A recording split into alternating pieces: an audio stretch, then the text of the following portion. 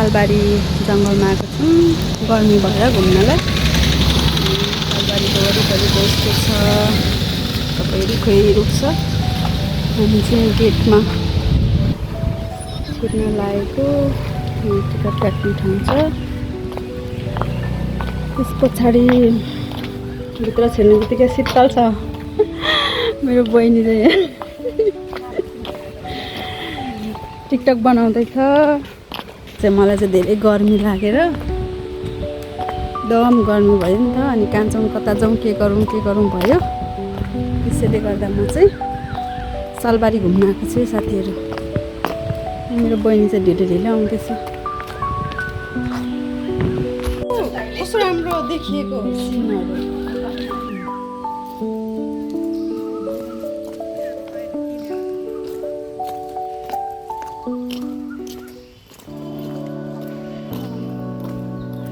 हामी चाहिँ अहिले सालबारीभित्र छिरिसकेको छौँ। अनि शीतल छ तर यहाँ घुम्न आउनलाई चाहिँ एकदम राम्रो छ ठाउँ। हेर्न सक्नुहुन्छ। गर्मी बेलामा पनि घुम्ने ठाउँ चाहिँ एकदम आनन्दको छ। आउनुहोला तपाईँहरू पनि सबै। यताबाट पनि जान्छ तर यताबाट जान्थ्यो।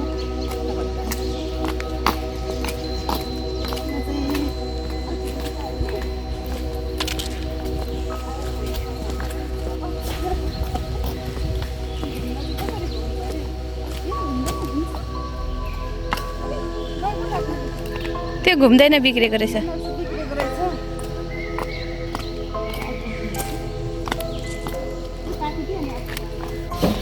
घुम्ने ठाउँ रहेछ। बिहान हिँड्न सकेको बिहान आए पनि हुन्छ। एकदम यस्तो कुराहरू चाहिँ यो सालबारीमा चाहिँ भिडियो यस्तो लामो हुन्छ। हो त्यसै गर्ने हो त।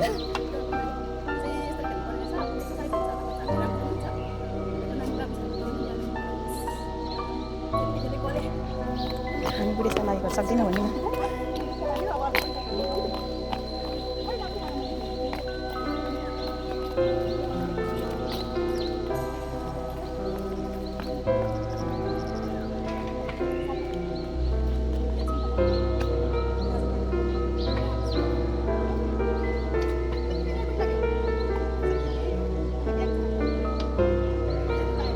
त्यो उता तान्ने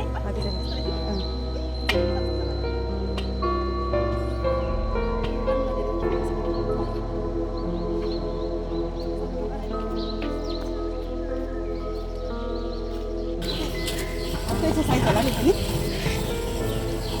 त्यस्तै खेलाउनाहरू छ। किनकि हामी चाहिँ गल्यौँ। सालबारीको मलाई यो जङ्गल चाहिँ राम्रो लाग्छ। अनि बाटोहरू राम्रो लाग्छ।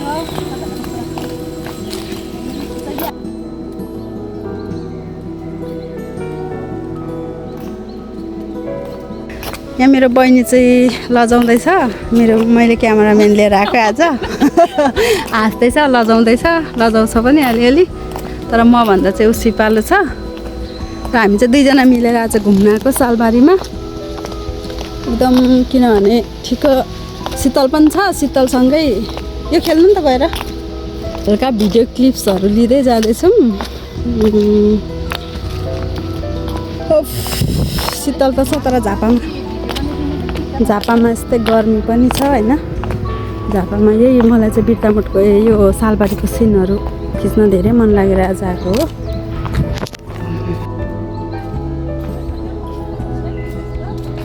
यो भर्खर बना होला।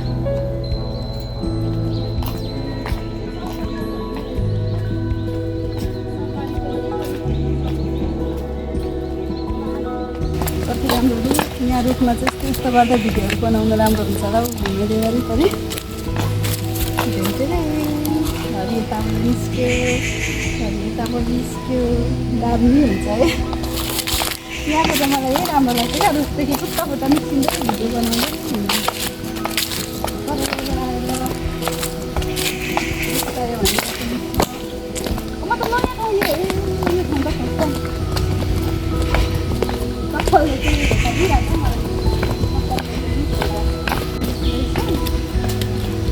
बस्ने ठाउँ रहेछ।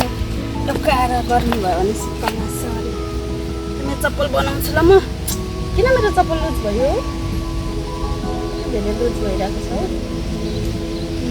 कम्फर्टेबल भइरहेको छ अब यहाँदेखि हामी यता पर पनि छ ठाउँ चाहिँ यता पर चाहिँ यो कच्छाहरू केहरू चाहिँ त्यहाँनिर यो गरेर राखेको छ क्या अलिक डेन्जर होला होइन डेन्जर भन्दा पनि कच्छा ठुलो कच्छा हेर्नु पाइन्छ यहाँ चाहिँ जन्तु केहरू छ हौ अल्छी लाग्यो अब हामी त जाने तपाईँहरूलाई हामी पुल खोला देखाउँ पुल के भन्छ है पोखरी देखाउँछौँ अनि हामी यहाँ चाहिँ आइपुग्यौँ अहिले अनि यहाँ सालबारीमा चाहिँ तपाईँहरू आउनुहुनेहरूलाई चाहिँ थाहा नै होला यो चाहिँ एकदम ठुलो पोखरी छ यहाँ चाहिँ बोर्डिङहरू गर्न पनि मिल्छ अनि पोखरीको बिचमा चाहिँ साँगो पनि हाम्रोतिर चाहिँ साँगो के भन्छ पुल पनि छ अनि बास गाडीहरू राम्रो छ म चाहिँ लड्नु आँट्दैछु तैपनि म भिडियो गर्न छोड्दिनँ बोयफ्रेन्ड जुडेन रे साथीहरू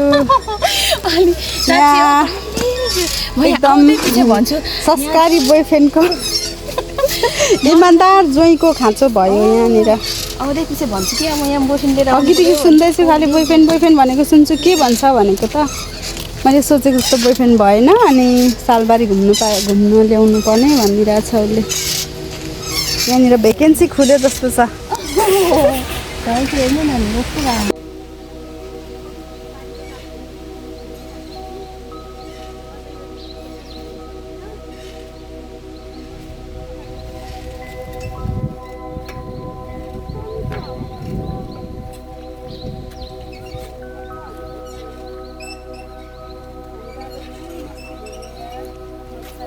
ठाउँ यस्तो राम्रो छ हेर्नुहोस् यस्तो राम्रो ठाउँ छ अनि यो पानीहरू देखेर पनि चल्ला बसेको पानी देखेर पनि मजा लाग्ने क्या यहाँ पनि यो ठाउँ यता पनि भिउ दामी देखिन्छ होला वाउ राम्रो देखिँदो रहेछ यहाँ पनि बस्ने ठाउँ रहेछ है साथीहरू यहाँ पनि बस्दा हुन्छ आएर आनन्दले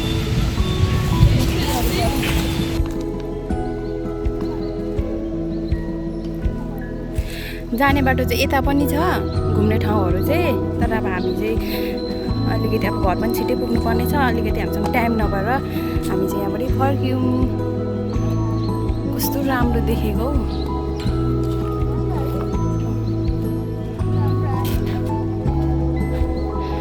एकछिन त राम्रो आयो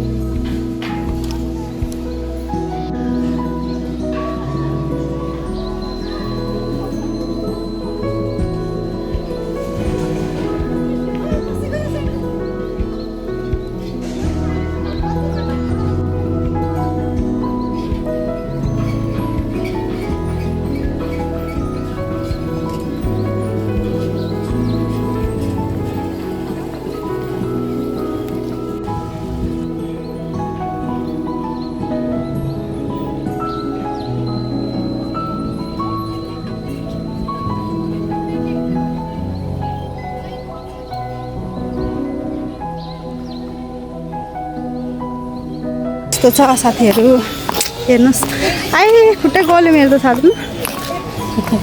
खुट्टा गल्यो लु यस्तो घुमाइले त मरिनेछ लु मान्छे कसरी घुम्छ हौ म त एक दिन घुम्नु नसक्ने रहेछु भ्यूहरू कस्तो दामी म चाहिँ भ्यू मात्रै देखाएँ साथीहरू सालबारीको यहाँ त्यस्तो छ हेर्नुहोस् त बोट खेलिरहेछ साइक्लिङ पनि हुन्छ भन्थ्यो हुन आँटेको रहेछ हामी चाहिँ सल्लको घर निस्किने हो हामी चाहिँ त्यहाँ टिकटक बनाउँदैछु जाम धेरै बेर घुम्नै नसकिने रहेछ अनि गलेर खुट्टा गलेर हेर्नु न यहाँ साथीहरू खुट्टा आया म त धेरै बेर घुम्नु नै नसक्ने रहेछ फेरि मैले सेन्डल अलिक अप्ठ्यारो लाएर आएँ नि त आज मान्छेहरू घुमिरहेछ फेरि नआउनुहोस् है गर्मीमा यसो शीतल खानलाई हामी चाहिँ शीतल खाएर नि घर फर्किने होला बहिनी चाहिँ पर छ मलाई हल्ले होला मेरो ए खुट्टा लास्ट एन्ड फर्स्ट दुख्न थाल्यो मलाई तनाव भयो यस्तो गरमी साइक्लिङ भइरहेछ यहाँ चाहिँ मान्छेहरू पनि टन्नै आएको रहेछ भयो यस्तो शीतल ठाउँमा पनि यहाँ चाहिँ साइक्लिङ हुन लागिरहेको रहेछ जस्तो यहाँनिर चाहिँ पानी कस्तो पानीहरू हावाले हालिदिइरहेछ बोल्छु म त साथीहरू के भएको अलिकति पनि हिँड्नु सक्दिनँ हिँड्ने बानी नै हराएछ सालबारीको विशेषता चाहिँ यो हो होइन भरे यही नै देखाइएन भने त होइन के सालबारी गएको भन्ने हुन्छ होला यो चाहिँ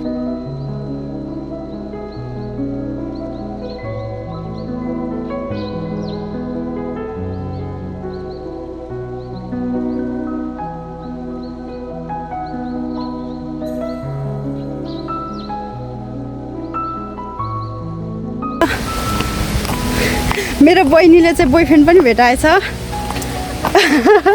बोयफ्रेन्डसँग ड्रेस पनि मिलिरहेको छ बोयफ्रेन्ड ला बोयफ्रेन्डले खानेकुरा माग्दैछ दिने हो कि खानेकुरा छैन गरिब गर्दिनु पऱ्यो फेरि हेलो बोयफ्रेन्ड बिचरा केही धुनमा छ बोयफ्रेन्ड बोयफ्रेन्ड भन्दै थियो बोयफ्रेन्ड चाहिँ यहाँ हिँड्दै रहेछ हाम्रो अगाडि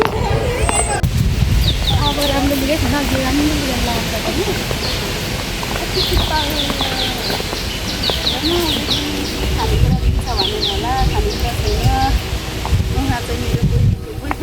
जय भन्नु हो जुन साप भन्दा पनि केही फरक पर्दैन है मलाई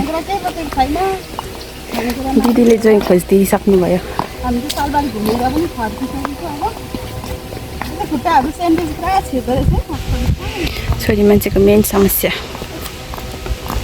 हावा चल्यो अहिले लास्टमा कस्तो शीतल भयो